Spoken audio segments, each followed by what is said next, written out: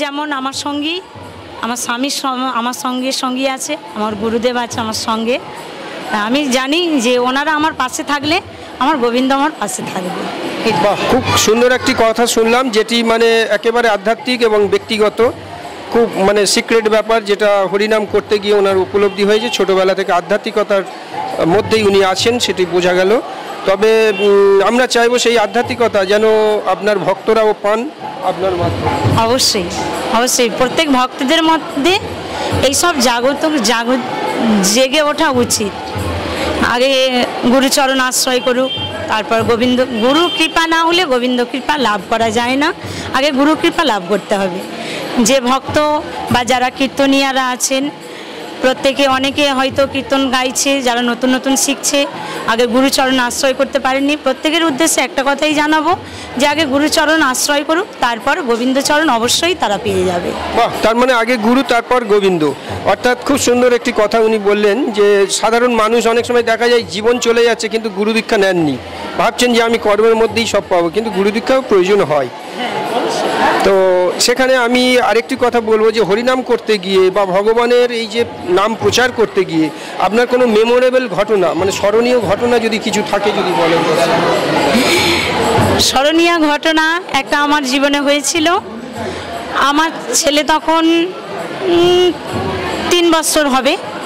আমরা গানে গিয়েছিলাম মেদিনীপুর থেকে গান আসছি। ওটা ছিল দোল পূর্ণিমার সময়। গান থেকে ফিরছিলাম, এখানে আমার স্বামী একটা ছাত্র করেছিল, ছাত্রটার একটা প্রোগ্রাম ছিল, তার গানটা বাঁচানোর জন্য আমরা আসছিলাম। তা ওই গানটায় আসবার সময় আমাদের রোডে একটা অ্যাক্সিডেন্ট হয়, বিশাল বড় অ্যাক্সিডেন্ট হয়। তা সেই সময় আমাদের সঙ্গে ছিল গীতা, আর সঙ্গে ছিল আমাদের গোবিন্দ।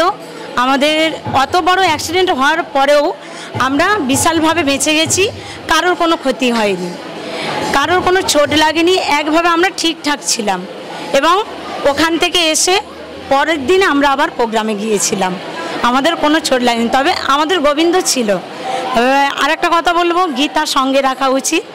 প্রত্যেকের বুক পকেটে এখন ছোট ছোট গীতা পাওয়া যাচ্ছে, গীতা সঙ্গে রাখবেন।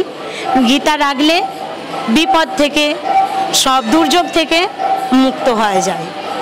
অর্থাৎ দিদিভাইয়ের কথা শুনে আমরা যা বুঝছি, রাখে হরি মারে কে, অর্থাৎ ভগবানের চরণে যদি আশ্রিত হয় কেউ, তাহলে সেখান থেকে আর কোনো বিকল্প থাকে না।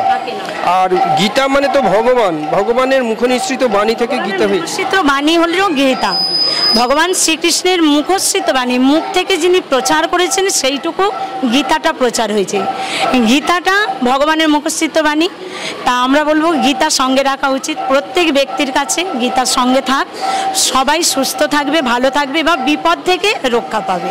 অর্থাৎ নারদমুনি সেই কথাটি মনে পড়লো যে নাহং তিষ্ঠামি বৈকুণ্ঠে যোগিনং হৃদয় নচ মদ ভক্তযাত্রা গায়ন্তী তত্রা তিষ্ঠামি হে নারদ। তার মানে ওনার যে এই কথাগুলো, মানে নাম গান, অর্থাৎ গীতা তো নাম গানের মতোই হচ্ছে। ভগবানের কাছে অর্জুনের যে প্রবাদ ভগবান বলছেন সেইগুলোই নিয়েই তো গীতা, তো ওই শব্দগুলোই ওর মধ্যে রয়েছে। তা সেই জন্য অনেক মানে অনুভব বা অনুভূতি বা আবেগপ্রবণ আমরা হয়ে যাই অনেক সময়। আচ্ছা, আর কিছু যদি আমরা ঘটনা থেকে থাকি হরিনাম করতে গিয়ে, হরিনামের আসরে না, ঠিক আছে, হরিনামের আসরে কিছু হয়নি কোনো দিন। কীর্তন গাইতে যাই, সুস্থভাবেই কীর্তন গিয়ে আসি গোবিন্দের কৃপায়। কোনো দিন মানে বিপদ ঘটেনি যে আজকের প্রোগ্রামে গিয়ে আমি প্রোগ্রাম করতে পারলাম না, আজকের প্রোগ্রাম ছিল সেখানে গিয়ে প্রোগ্রাম ক্যান্সেল হয়েছে, এটা গোবিন্দের কৃপায় আজও পর্যন্ত হয়নি। আমরা সুস্থভাবে যাই, প্রোগ্রাম করে বাড়ি ফিরে আসি। কিন্তু এইরকম তো দেখা গেছে যে বৃষ্টি হচ্ছে সারাদিন, হঠাৎ করে হরিনামের সময় দেখা গেল বৃষ্টি নেই, এইরকম ঘটনা? হ্যাঁ, এটা হয়। আবার প্রোগ্রামে উঠেছি, প্রচণ্ড বৃষ্টি হচ্ছে, আমরা প্রোগ্রামে যাচ্ছি, ভিজে ভিজে প্রোগ্রাম করছি। সেই যখন হরিবাসরে উঠলাম তখন দেখছি বৃষ্টি একদম বন্ধ হয়ে গেছে। এগুলো আছে, অবশ্যই আছে, গোবিন্দ আছে বলেই এগুলো হয়। এই আজকেরই দুর্যোগটা ছিল, বিশাল দুর্যোগ হওয়ার কথা ছিল, গোবিন্দ আমার কৃপা করেছে, আজকের কোনো দুর্যোগ নেই, আমরা সুস্থভাবেই প্রোগ্রামে এসে প্রোগ্রাম করতে পারবো। আজকের তো কোজাগরি লক্ষ্মী পুজো এবং ভগবানের গানও হবে। তো আজকের এই পর্যন্ত, আগামী দিন আবার নিশ্চয়ই আপনাদের আমরা কাছে পাবো। এবং লক্ষ্মী পুজো উপলক্ষে একটু সামান্য কিছু বলে। হ্যাঁ, মা দুর্গার পরে, জগৎজননী দুর্গার পরে মা আসেন, মা লক্ষ্মী আসেন। প্রত্যেক ঘরে ঘরে পূজা অর্চনা করা হয়। আমরা প্রত্যেকটা মেয়েরা আমরা লক্ষ্মী পূজা করি। আর প্রত্যেক মেয়েদের কাছে একটাই উদ্দেশ্য জানাবো, সংসারে কলহ কোনো দুর্যোগ না করে শান্তিভাবে সংসার করুক, মা লক্ষ্মী তাদের সংসারে কৃপা করবে। অনেক ধন্যবাদ স্টার প্রোডাকশনের তরফ থেকে এতটা সময় দেওয়ার জন্য, ব্যস্ততার সময়ে ধন্যবাদ।